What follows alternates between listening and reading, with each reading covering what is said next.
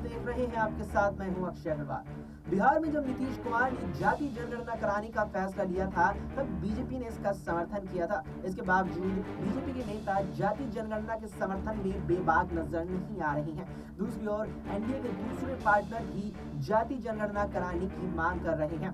महाराष्ट्र में एनसीपी तोड़कर सरकार में शामिल हुए अजीत पवार और यूपी की सहयोगी अपना दल की अनुप्रिया पटेल ने जाति जनगणना का समर्थन किया है। उन्होंने हालिया बयान में कहा कि महाराष्ट्र में कितने ओबीसी, अनुसूचित जाति, अनुसूचित जनजाति और अन्य जातियों के लोग हैं, ये जानना बेहद जरूरी है ताकि जनसंख्या के हिसाब से उन्हें फंड दिया जा सके।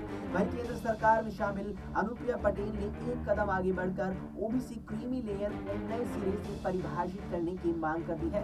जातीय जनगणना का समर्थन करने वाली रीजनल पार्टियों की नजर ओबीसी वोट बैंक पर है।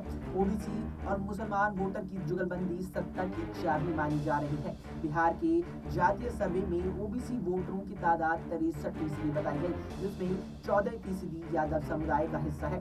अनुसूचित जाति की आबादी 19.65% है, जबकि 17.70% मुसलमानों की आबादी है। स्वर्णों की आबादी 15.52% है। जाति और धर्म का ये तालमेल महाराष्ट्र में सामने आ सकता है अगर जातियों का आंकड़ा सार्वजनिक हो।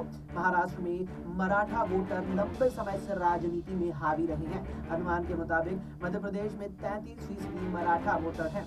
अनुमान के मुताबिक महाराष्ट्र में 33% मराठा वोटर हैं जो ओबीसी कैटेगरी में आते हैं। महाराष्ट्र में स्थानीय निकाय और पंचायतों के चुनाव में ओबीसी को 27% का आरक्षण मिलता है। नौकरियों में मराठाओं को 13% का रिजर्वेशन का लाभ मिलता है।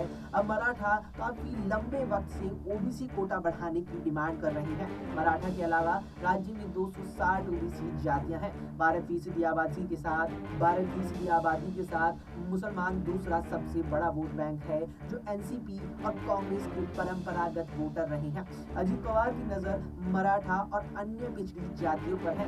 इस बिरादरी ने 2014 और 2019 में बीजेपी को वोट दिया था। बीजेपी अब इस बंद मुट्ठी को खोलना नहीं चाहती है, जबकि अजीत पवार इसे तोड़ने के लिए जातीय जनगणना की वकालत कर रहे हैं। साल 1995 में सोनेलाल पटेल ने जब अपना दल बनाया था, तभी से पार्टी ओबीसी वोटरों के सहारे राजनीति कर रही है। पूर्वांचल के कुर्मी कोयरी अपना दल के कोर वोटर लंबे समय से रहे हैं। सोनेलाल पटेल स्वर्ण राजनीति के लिए तल्ख रहे। वे अक्सर अपनी सभाओं में स्वर्णों को हिदायत देते थे कि आप सभा से चले जाएं, क्योंकि उनकी बातें आपको बुरी लगेगी। सोनेलाल की मौत के बाद पार्टी टूट गई, लेकिन 2016 में बेटी अनुप्रिया पटेल ने अपना दल बना लिया। 2017 में यूपी विधानसभा चुनाव में वो एनडीए का हिस्सा बन गई।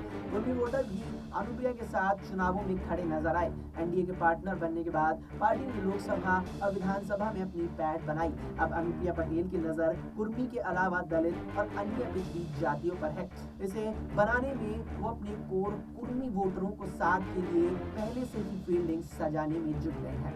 अभी के लिए इस वीडियो में इतना ही। देश और दुनिया की तमाम खबरों को लेकर अपडेट रहने के लिए आप देखते रहिए SPN 9 न्यूज़।